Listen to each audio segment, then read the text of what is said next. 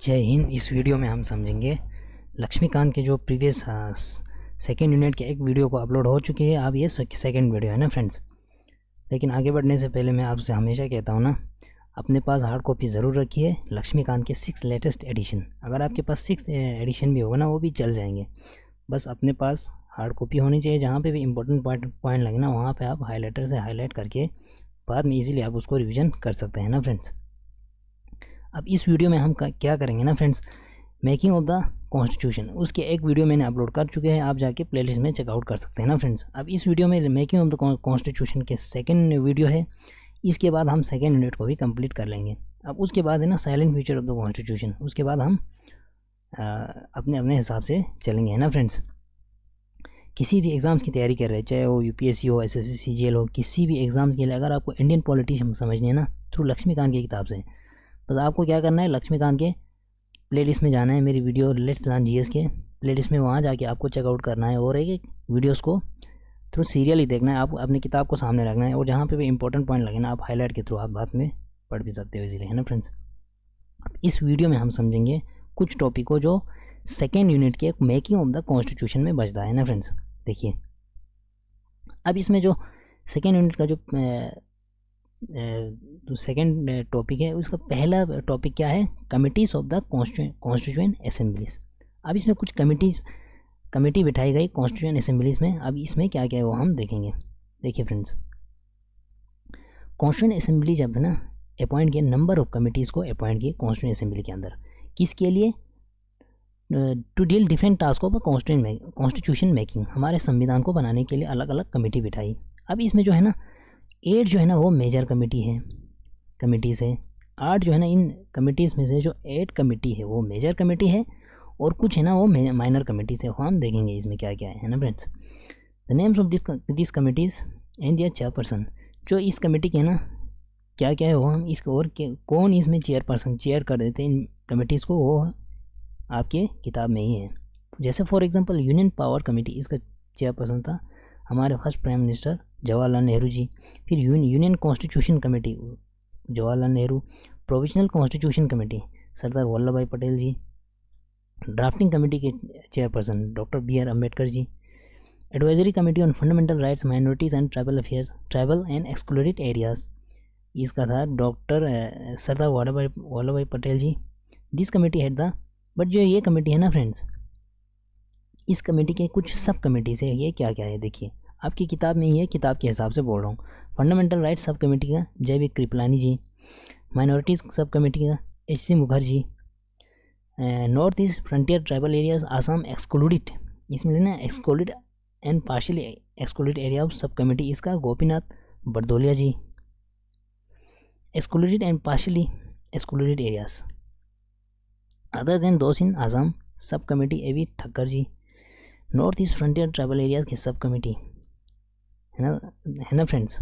ये है कुछ sub committee of major committees की। अब ये तो आप अपने हिसाब से भी पढ़ सकते हैं कौन कौन है ना। रूल्स ऑफ प्रोसीजर कमेटी के doctor Rajendra Prasad ji. States committee for negotiating with states के साथ Jawaharlal Nehru ji. Steering committee doctor Rajendra Prasad ji. ये हुआ मेजर कमेटी। अब माइनर कमेटी में क्या क्या आते हैं, फाइनेंस एंड स्टाफ कमेटी में doctor Rajendra Prasad ji. Credential committee में Alladi Krishnaswami Ayyar ji. House committee में B Pattabhi Sitaramayya ji. Order of business committee में doctor K Munshi ji. Ad hoc committee on national flag doctor Rajendra Prasad ji.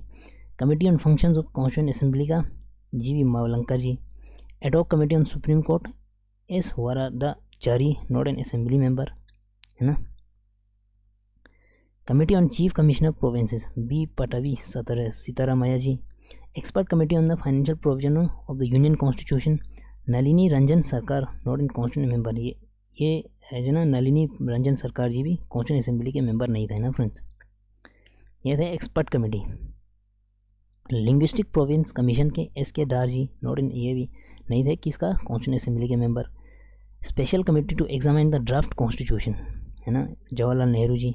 Press gallery committee Ushanath Sen जी।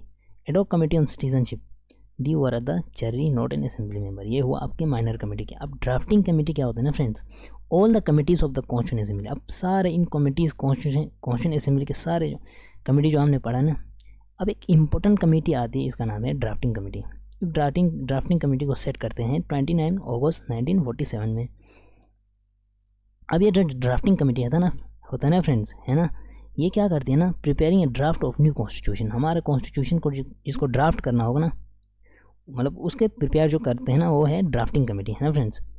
इसके 7 मेंबर्स थे। बी आर अम्बेडकर जी थे चेयरपर्सन, एन गोपाल स्वामी अय्यर जी थे, अलादी कृष्णा स्वामी अय्यर जी, doctor के M Munshi ji, Saeed Mohammad Saadulla जी, N Madhav Rao.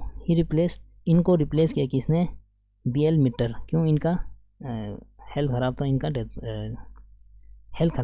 इनका health issues की वजह से इनको रिज़ाइन करना पड़ा। टी टी कृष्णामाचारी, इनको रिप्लेस किया डी पी खत्तन साहब ने, क्यों, इनका डेथ हो गया 1948 में, है ना दोस्तों। अब इसके बाद ड्राफ्टिंग कमेटी जब drafting committee after taking in consideration the proposals of the various committee prepare the first draft of constitution. हमारा जो पहला ड्राफ्ट जो है ना कॉन्स्टिट्यूशन का, ये ड्राफ्टिंग कमेटी ही लेके आते हैं और पब्लिश करते हैं कब, फरवरी 1948 में। अब इसमें क्या होता है ना दोस्तों, इंडिया के अलग अलग लोगों के पास जाते हैं, पूरे 8 महीने इस चीज़ को लेके डिस्कस होते हैं और इसमें बोलते हैं कि अगर इसमें कुछ होगा ना ऊपर नीचे करने का, फिर इसको अमेंड करने के लिए भी बोलते हैं, लोगों के पास देते हैं और ये लोगों के पास जाते हैं 8 मंथ के लिए। पूरा 8 महीने जो है ना लोग इस चीज़ को लेके डिस्कस करते हैं, हमारा जो प्रपोजल जो ड्राफ्ट करना है कॉन्स्टिट्यूशन, है ना। अब इसके बाद क्या होता है, लोग कमेंट्स, अलग अलग पब्लिक कमेंट्स आते हैं, क्रिटिसिज्म्स आते हैं, सजेशंस आते हैं कि भाई यहाँ ये है, यहाँ इसके बगले आपको ये डालना चाहिए। ये इन सब को करने के बाद ड्राफ्टिंग कमेटी सेकंड अपना ड्राफ्ट देते हैं और ये कब पब्लिश होते हैं, अक्टूबर 1948 में, है ना फ्रेंड्स। अब ड्राफ्टिंग कमेटी ने कम से कम less than 6 months to prepare its draft in all its set, है ना दोस्तों। अब ड्राफ्ट को बनाने के लिए ना एक शीट, मतलब पेपर में, मतलब है ना, ड्राफ्ट को इस कॉन्स्टिट्यूशन के, मतलब आप बोल सकते हैं जो संविधान के, जो हमारा कॉन्स्टिट्यूशन बनने से पहले ड्राफ्ट बनते हैं ना किसी चीज़ का, कि एक वाइट पेपर लाइक, उसको लगा इस ड्राफ्टिंग कमेटी को 6 मंथ से कम, है ना दोस्तों। टोटल इन्होंने लगाया 141 दिन, 141 डेज इस ड्राफ्ट को तैयार करने में। अब क्या होता है, ड्राफ्ट बनता है, कॉन्स्टिट्यूशन को तैयार हो जाते हैं। अब इनेक्ट करना है ना, लागू करना किसको, कॉन्स्टिट्यूशन को। बी आर अम्बेडकर जो है ना फाइनल ड्राफ्ट देते हैं कब, कॉन्स्टिट्यूशन का 14 नवंबर 1948 का, है ना। फर्स्ट रीडिंग होता है ये 14 नवंबर 1948 फर्स्ट रीडिंग होता है हमारा कॉन्स्टिट्यूशन का। अब ये जो असेंबली जो है ना जनरल डिस्कशन करते हैं कितने दिन के लिए, 5 दिन के लिए। और ये 5 दिन के बाद फर्स्ट रीडिंग को कितने दिन लगे, 5 डेज, है ना दोस्तों। सेकेंड रीडिंग होता है क्लॉज बाय क्लॉज, है ना, क्लॉज बाय क्लॉज। कॉन्स्टिट्यूशन के अंदर आर्टिकल्स होते हैं, उस आर्टिकल के अंदर क्लॉज होता है ना, clause by clause second reading होता है। ये होता है 15 नवंबर 1948 और एंड होता है 17 अक्टूबर 1949। इतने टाइम तक सेकेंड रीडिंग के लिए, है ना दोस्तों। इस टाइम पे क्या होता है ना, 7653 यानी 7653 अमेंडमेंट्स होते हैं ना। देखिए आप कितना मतलब अमेंडमेंट करना पड़ा है ना सेकेंड रीडिंग के लिए। एंड ओरिजिनली और डिस्कस होते हैं कितने, 2473 डिस्कशन में इतने सारे अमेंडमेंट्स होते हैं ये सेकेंड रीडिंग में। अब थर्ड रीडिंग में क्या होता है ना दोस्तों, 14 नवंबर 1949 को थर्ड रीडिंग होता है और बी आर अम्बेडकर जी एक मूव करते हैं असेंबली के अंदर कि भाई the constitution is settle by assembly by pass. अब असेंबली कॉन्स्टिट्यूशन को पास करने जा रहे हैं तीसरे रीडिंग के बाद। एंड क्या करते हैं ना, motion on draft constitution was declared as passed on. And है ना, कॉन्स्टिट्यूशन के ड्राफ्ट को फाइनली कब पास करते हैं, फाइनली कब साइन करते हैं, 26 नवंबर 1949। दैट मीन्स 26 नवंबर 1949 को हमारा फाइनल रीडिंग होता है कॉन्स्टिट्यूशन का। अलग अलग मेंबर्स और प्रेसिडेंट इस पर साइन करते हैं। आउट ऑफ 299 मेंबर्स में से 299 में से 284 मेंबर्स यहाँ पे प्रेजेंट होता है और साइन करता है हमारे कॉन्स्टिट्यूशन को कि भाई हमारा संविधान तैयार हो गया, है ना। और इसके बाद क्या होता है ना दोस्तों, this is also the date of mention in the preamble is the date of which the people of Indian constitution assembly adopt enact and gave them to. इससे क्या होता है ना, हमारा प्रीएम्बल और बेसिक स्ट्रक्चर कॉन्स्टिट्यूशन का वो भी इस दिन हो जाते हैं और कहते हैं कि हमारा कॉन्स्टिट्यूशन असेंबली ने कि भाई हमने कॉन्स्टिट्यूशन दे दी, अडॉप्ट भी कर लिया, इनेक्ट भी कर लिया हमारा संविधान। अब कॉन्स्टिट्यूशन जो है ना भाई दोस्तों, ये मतलब किसी भी एग्ज़ाम्स में ये क्वेश्चन पूछ सकते हैं, अडॉप्ट किस दिन कर लिया है, 26 नवंबर 1949 में। अब इसमें क्या है, प्रियम्बल के साथ साथ 395 आर्टिकल्स एंड 8 शेड्यूल्स। याद रखिए, कॉन्स्टिट्यूशन जो जिस दिन अडॉप्ट हुआ था ना 26 नवंबर 1949। अब इसके अंदर क्या है, preamble with 395 articles and 8 schedules. The preamble was enacted after the entire constitution already enacted, है ना। प्रियम्बल को है ना कॉन्स्टिट्यूशन के बाद इनेक्ट करते हैं, पहले कॉन्स्टिट्यूशन को इनेक्ट करते हैं फिर जाके प्रियम्बल को इनेक्ट करते हैं। डॉक्टर BR अम्बेडकर जी जो है ना लॉ मिनिस्टर के तब के लॉ मिनिस्टर थे। Pilot the draft constitution assembly में कॉन्स्टिट्यूशन को हमारा ड्राफ्ट करते हैं। डॉक्टर BR अम्बेडकर जी है ना बहुत ही लॉजिकल और फोर्सफुल परसुएसिव, मतलब बहुत ही इंटेलिजेंट काबिल इंसान होता है ना दोस्तों। इसीलिए that's why father of constitution of India किन को कहते हैं, डॉक्टर BR अम्बेडकर को। कॉन्स्टिट्यूशनल एक्सपर्ट थे और बहुत सारे मतलब शेड्यूल कास्ट के है ना डिप्रेस क्लास से बिलोंग करते थे। इनको chief architect of the constitution भी बोलते हैं, किनको, डॉक्टर BR अम्बेडकर जी, और मॉडर्न मेनू भी बोलते हैं, वो आपकी किताब में लिखा है ना फ्रेंड्स। इसके बाद है इन्फोर्समेंट ऑफ कॉन्स्टिट्यूशन। अब इन्फोर्स करना है ना, पूरा दे देना कॉन्स्टिट्यूशन को। कॉन्स्टिट्यूशन के अंदर कुछ ऐसे प्रोविजंस है, for example citizenship, elections, provisional parliament, temporary and transitional provisions and short title content.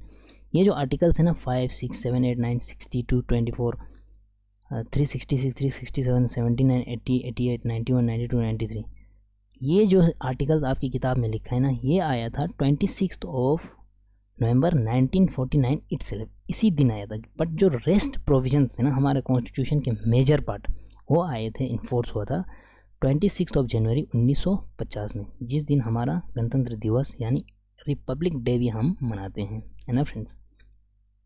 अब आप 26 जनवरी क्यों चुना भाई, क्योंकि इसी दिन 1930 में पूर्णा स्वराज का सेलिब्रेशन, मतलब एक लाहौर में सेशन होता है कि भाई अब ब्रिटिशर्स को हमें यहाँ से पूरा निकाल देना है और हमें कंप्लीट इंडिपेंडेंस लेना है, पूर्णा स्वराज, है ना दोस्तों। इसलिए that is why this day is chosen by our founding fathers, है ना। फाउंडिंग फादर्स ने इस दिन को चूज़ किया कि भाई 26 जनवरी को हम कॉन्स्टिट्यूशन को एनफोर्स करेंगे। क्यों, क्योंकि इस दिन 1930 में 26 जनवरी 1930 को पूर्णा स्वराज डे सेलिब्रेट कर रहा होता है ना। इस पूर्णा स्वराज में क्या होता है, हमें कंप्लीट इंडिपेंडेंस लेना है, आज़ादी लेना है, किससे, कहाँ से, ब्रिटिशर से। दैट्स वाई इस दिन को चुना जाता है। With the commencement of the constitution कुछ एक्ट्स होते हैं ना, जैसे Indian independence act 1947, government of India act 1935, ये है ना, इसमें बोला कि भाई with all amendment amending and supplementing the latter act were repealed, है ना। बोलते हैं ना कुछ प्रोविजंस जो independent government of India act for example 1935 में, अगर कुछ प्रोविजन ऐसा होगा ना कि अब गवर्नमेंट ऑफ इंडिया एक्ट 1935 में ये हुआ, इंडियन इंडिपेंडेंस एक्ट 1947, ये सब ब्रिटिश के टाइम पे होता है ना। बोलते हैं कि अगर इसमें कुछ ऐसे प्रोविजंस है ना जो हमारे कॉन्स्टिट्यूशन के मतलब कॉन्स्टिट्यूशन को वायलेट कर रहे हैं, उन सब को हम कर देंगे ख़त्म, है ना दोस्तों। अगर मतलब कुछ चीज़ें ऐसा भी होगा ना जिनको कंटिन्यू भी रखा है ना, वो हम गवर्नमेंट ऑफ इंडिया एक्ट में पढ़ा था। बट जो एबॉलिशन ऑफ प्राइवी काउंसिल जूरिसडिक्शन है, इसको कर दिया ख़त्म।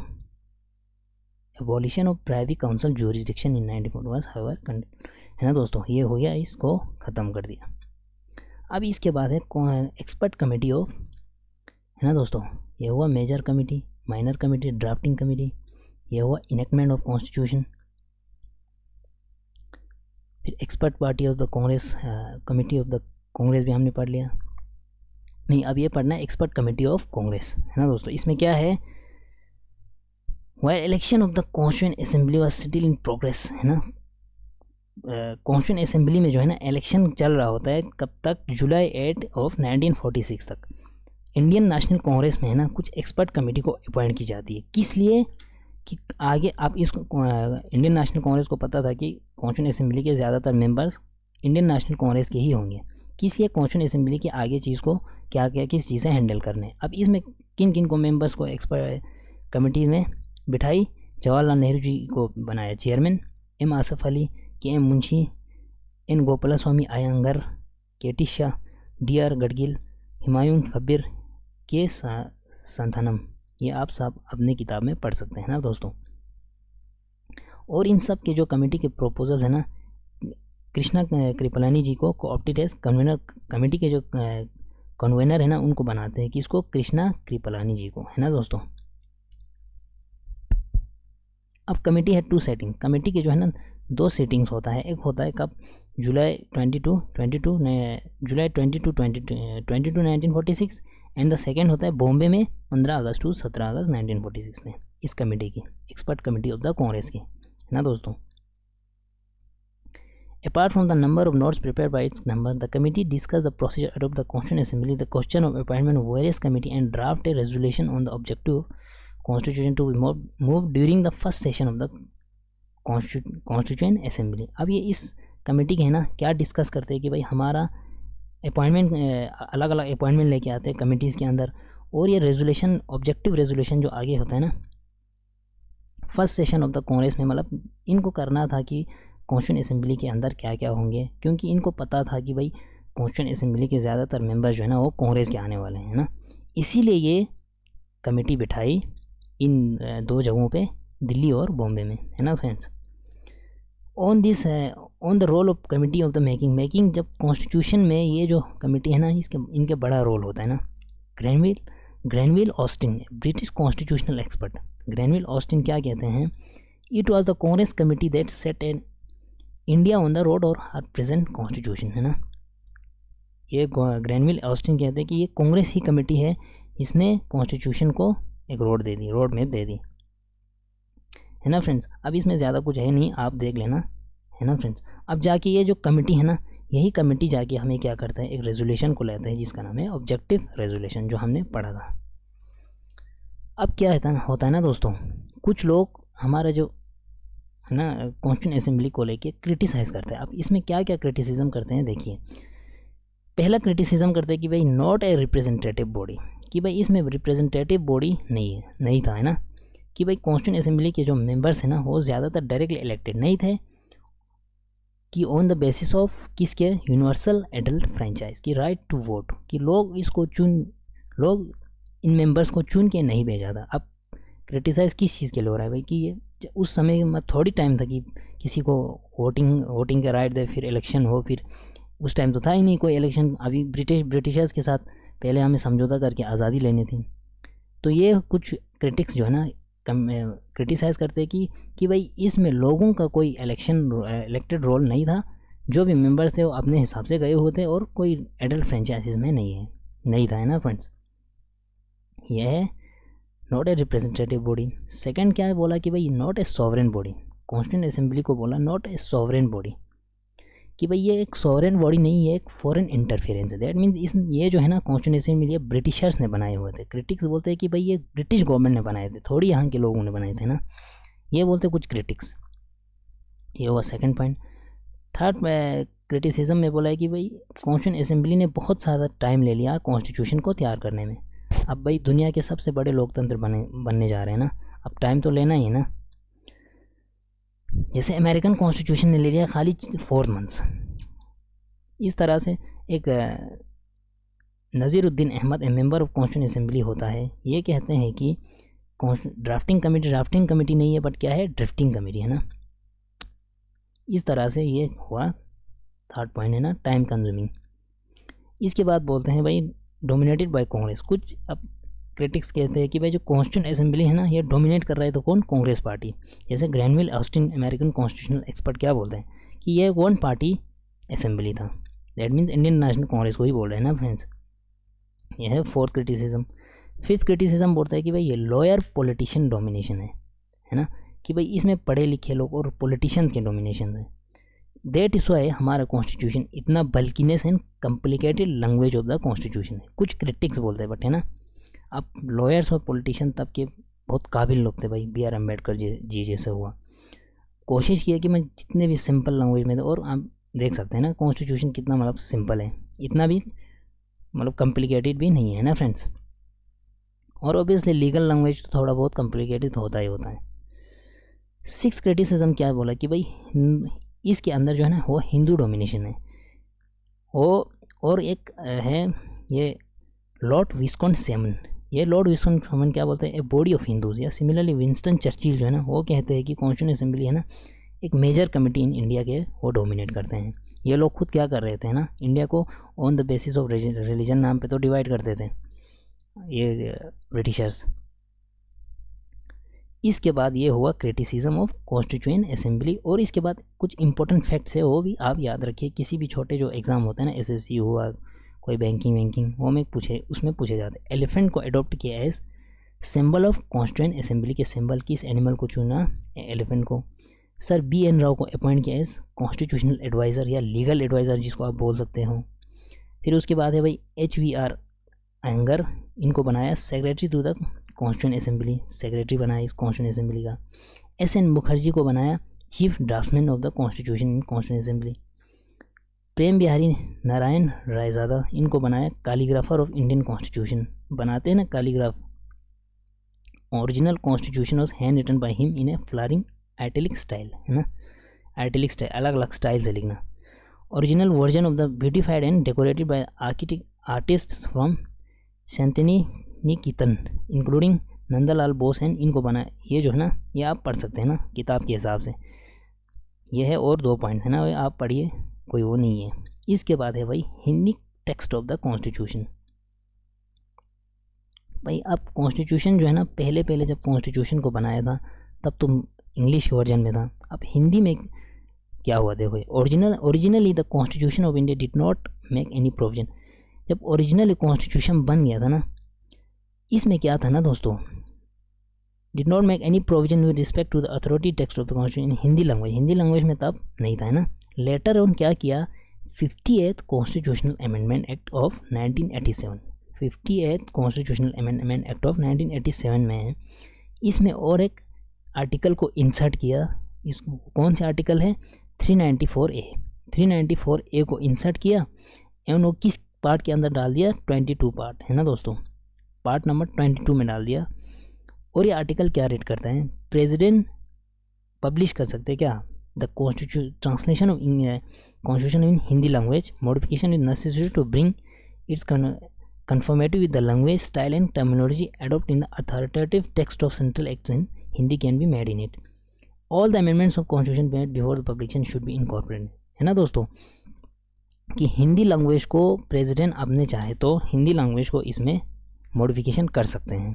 ये हुआ इसमें बोला आर्टिकल।